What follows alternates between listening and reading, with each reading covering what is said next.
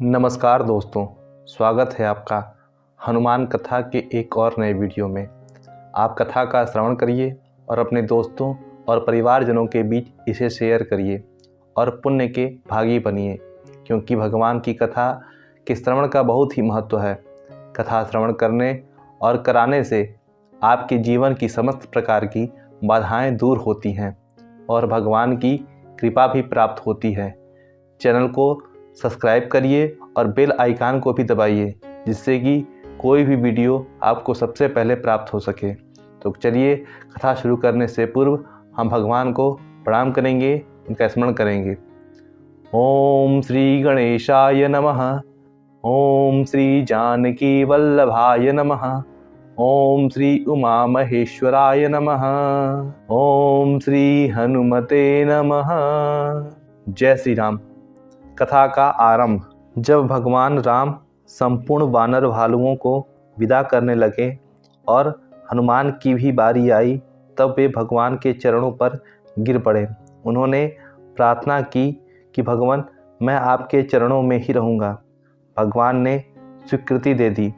ऐसे भक्तों को भला भगवान कब छोड़ते हैं। भगवान की लीला के संवरण का समय आया। तब भगवान ने हनुमान को बुलाकर कहा, हनुमान, अब तो मैं अपने लोक में जा रहा हूँ, परंतु तुम दुख मत मानना। यह अप्रिय कार्य तुम्हें करना पड़ेगा। तुम पृथ्वी में रहकर शांति का, प्रेम का और ज्ञान का प्रचार करो। जब तुम मुझे स्मरण करोगे, तब मैं तुम्हारे सामने प्रकट हो जाऊँगा। जहाँ जहाँ मेरी कथा हो, मेरा कीर्तन हो, वहाँ वहाँ तुम उपस्थित रहना। मैं तुमसे अलग थोड़े ही होता हूँ। यह तो केवल मेरी एक लीला है। हनुमान ने हाथ जोड़कर कहा, प्रभु, मैं रहूँगा। जहाँ जहाँ आपकी कथा होगी, वहाँ वहाँ जाकर सुनूंगा। वह ही मेरे जीवन का आलंबन होगा। भगवान बहुत ही प्रसन्न हुए। भगवान राम ने एक ऐसे ही प्रसंग पर हनुमान से कहा था, हनुमान, इस लोक में जब तक मेरी कथा रहेगी, तब तक तुम्हारी कीर्ति और तुम्हारा जीवन रहेगा। जब तक जगत रहेगा, तब तक मेरी कथा रहेगी। तुमने जो बड़े बड़े मेरे उपकार किए हैं, उनमें से एक एक के बदले मैं अपने प्राण दे दूं तो भी तुम्हारा बदला नहीं चुका सकता। तुम्हारे उपकार का बदला मैं न दे सकूं, यही ठीक भी है। तुम्हारे जीवन में कभी ऐसा अवसर ही न आवे कि तुम्हें प्रत्युपकार की आवश्यकता हो, क्योंकि मनुष्य विपत्ति में ही प्रत्युपकार का पात्र होता है। भगवान राम ने अपनी लीला संवरण कर ली, परंतु उनके भक्त भगवान शंकर की लीला चालू रही। राम ते अधिक राम कर दासा।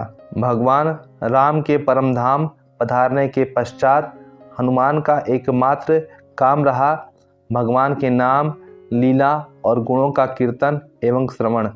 जहाँ जहाँ सत्संग होता, वहीं हनुमान उपस्थित रहते। आष्टीसेन ऋषि के साथ किम पुरुष वर्ष में रहकर प्रायः ही भगवान के गुणानुवाद सुना करते। गंधर्वों की स्वरलहरी जब अपने रस में त्रिभुवन को उन्मुक्त किए होती, तब हनुमान उनके अमृतमय संगीत से निःसृत भगवान राम की लीला का साक्षात अनुभव करते होते। युग पर युग बीत गए, परंतु एक क्षण के लिए भी उन्हें भगवान की विस्मृति न हुई। भगवान के अतिरिक्त और कोई भी उनके सामने न आया। वैवस्वत मनवंतर के 28वें द्वापर में भगवान श्री कृष्ण का अवतार हुआ। श्री कृष्ण और श्री राम एक ही हैं, दो नहीं। वे भला अपने परम प्रिय भक्त हनुमान के बिना कैसे रहते। उन्होंने हनुमान को बुलाने का संकल्प लिया, परंतु इसके साथ भी तो कुछ लीला होनी चाहिए। हनुमान की महत्ता प्रकट होनी चाहिए। अपना कहलाने वालों में जो दोष दुर्गुण आ गए हैं, उन्हें दूर करना चाहिए। भगवान के संकल्प करते ही हनुमान द्वारिका के पास ही एक उपवन में आ विराजे। भगवान नाम का संकीर्तन करते हुए फल खाने लगे, डालियां तोड़ने लगे। उन दिनों सत्यभामा के लिए भगवान ने पारिजात हरण किया था। उन्हें गर्व था कि भगवान का सबसे अधिक प्रेम मुझ पर ही है, मैं सबसे सुंदरी हूँ। उन्होंने बात ही बात में एक दिन कह भी दिया कि क्या सीता मुझसे अधिक सुंदरी थी। उनके लिए आप वन वन भटकते रहे। भगवान चुप रहे। चक्र के मन में भी गर्व था कि मैंने इंद्र के वज्र को परास्त कर दिया। गरुण भी सोचते थे कि मेरी सहायता से श्री कृष्ण ने इंद्र पर विजय प्राप्त की है। भगवान श्री कृष्ण ने सोचा कि इन तीनों का गर्व नष्ट होना चाहिए। ये मेरे होकर अभिमानी रहें, यह मुझे सह नहीं है। धन्य भगवान की कृपा। भगवान ने गरुण को बुलाकर आज्ञा की कि गरुण, द्वारिका के उपवन में एक वानर आया है, उसे पकड़ लाओ। देखो, उसे पकड़ने का तुम में साहस हो तब तो अकेले जाओ, नहीं तो सेना भी साथ ले जाओ। गरुण के मन में यह बात आई कि एक तो भगवान साधारण सा वानर पकड़ने के लिए मुझे भेज रहे हैं और दूसरे सेना भी साथ ले जाने को कहते हैं। यह मेरा कितना बड़ा अपमान है। मैं उस वानर को चूर चूर कर दूंगा। गरुड़ ने अकेले जाकर देखा कि हनुमान उनकी ओर पीट करके फल खा रहे हैं और बड़ी मस्ती से राम राम का कीर्तन कर रहे हैं। उन्होंने पहले डांट फटकार कर हनुमान को ले चलने की चेष्टा की, परंतु हनुमान टस से मस नहीं हुए। जब गरुड़ ने उन पर आक्रमण किया तो पहले बहुत देर तक जैसे लोग नन्ही नन्ही चिड़ियों से खेला करते हैं वैसे हनुमान खेलते रहे, परंतु जब गरुड़ न माने तब उन्होंने अपनी पूंछ में उन्हें लपेटकर तनिक सा कस दिया। वे छटपटाने लगे। उन्होंने भगवान श्री कृष्ण का नाम बताकर कहा कि उनकी आज्ञा से मैं आया हूँ। उन्होंने तुम्हें बुलाया है, वे साक्षात नारायण हैं, चलो। हनुमान ने गरुड़ को छोड़कर कहा, भैया, यद्यपि राम और कृष्ण में कोई भेद नहीं है, दोनों एक ही हैं, तथापि मैं तो सीतानाथ श्री राम का हूँ। मेरे हृदय में उन्हीं का पक्षपात है। मैं श्री कृष्ण के पास क्यों जाऊँ? हनुमान ने यह कहकर मानो भगवान की लीला में सहयोग दिया। अभी गरुड़ का गर्व टूटा नहीं था। वे सोचते थे कि अगर मैं पकड़ न गया होता तो हनुमान को बलात् ले चल सकता। उन्होंने दोबारा आक्रमण किया। अभिमान अंधा बना देता है। श्री कृष्ण का दूत समझकर हनुमान ने उन पर जोर से आघात नहीं किया, पर हल्के हाथ से पकड़कर समुद्र की ओर फेंक दिया। समुद्र में गिरने पर गरुड़ को दिग्भ्रम हो गया। बहुत देर तक वहीं छटपटाते रहे। जब उन्होंने भगवान का स्मरण किया तब कहीं द्वारिका का प्रकाश दिख पड़ा और वे श्री कृष्ण के पास आए। सब बात सुनकर श्री कृष्ण बहुत हंसे। अभी गरुड़ के मन में तेजी से उड़ने का गर्व बाकी ही था। वे सोचते थे, उड़ने में मेरा मुकाबला वायु भी नहीं कर सकता, भले ही हनुमान बल में मुझसे बड़े हों। भगवान ने कहा, गरुड़, इस बार जाकर तुम कहो कि तुम्हारे इष्टदेव भगवान श्री राम तुम्हें बुला रहे हैं। शीघ्र ही चलो, उन्हें अपने साथ ही ले आना। अब वे तुम्हें कुछ नहीं कहेंगे, तुम्हारा बड़ा आदर करेंगे। यद्यपि गरुड़ जाने में डरते थे, फिर भी अपनी उड़ने की शक्ति दिखलाने के लिए वे गए। भगवान ने सत्यभामा से कहा कि सीता का रूप धारण करके आओ, हनुमान आ रहा है। चक्र से कहा कि वे सावधानी से पहरा दो, कोई भी द्वारिका में प्रवेश न करने पावे। सुदर्शन चक्र सावधानी से पहरा देने लगा और सत्यभामा सज धज कर अपने सौंदर्य के गर्व में मत होकर आ बैठी।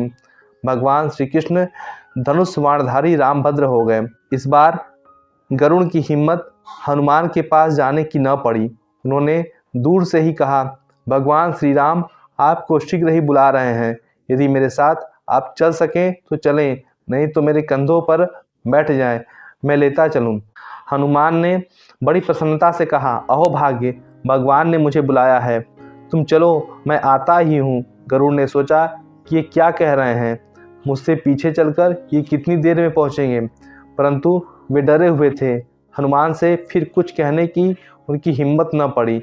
वे चुपचाप चल पड़े। सोच रहे थे कि भगवान के पास चलकर अपनी तीव्र गति का प्रदर्शन करूंगा। हनुमान गरुड़ से बहुत पहले ही द्वारिका पहुंच गए। हनुमान की दृष्टि में वह द्वारिका नहीं थी, अयोध्या थी। फाटक पर चक्र ने अकड़ कर कहा कि मैं तुम्हें नहीं जाने दूंगा। हनुमान ने कहा, तू भगवान के दर्शन में विघ्न करता है, और उसे पकड़कर मुंह में डाल लिया। भगवान के महल में जाकर उन्होंने देखा कि भगवान श्री राम सिंहासन पर विराजमान हैं। उन्हें माता सीता के दर्शन न हुए।